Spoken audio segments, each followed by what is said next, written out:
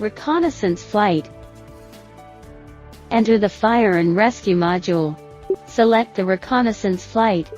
Select the drone model, and then enter the training scene. The small map in the upper left corner of the interface can assist in viewing the angle and position of the drone. The upper middle part of the interface shows the drone altitude, speed and other information. The upper right corner shows flight time, hover time, and operation prompts. Follow the steps prompted on the right. Click on the drone body to check the drone's condition, and drag the drone to check the appearance of the drone.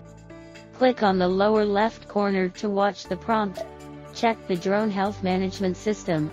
After the inspection is complete, activate the drone and take off. Elevate to a height of 5 meters to hover. Press Enter to switch the viewing angle, and operate the drone to rotate around its axis.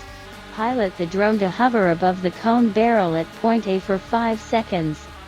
Follow the prompts to complete the B, C, D, and A points hover operation in turn. Then rise to 20 meters altitude, and rotate around the axis to scout the surrounding environment. Referring to the map in the upper left corner, orient the drone and fly towards the target area. Press J to switch the infrared camera to determine the heat source.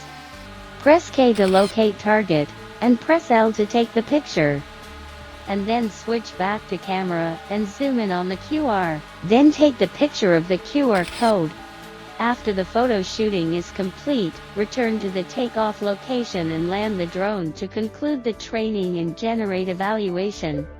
During the flight, click on the settings in the lower right corner to change the training ground. Switch the controlling hand style, set the weather, and arrange other parameters.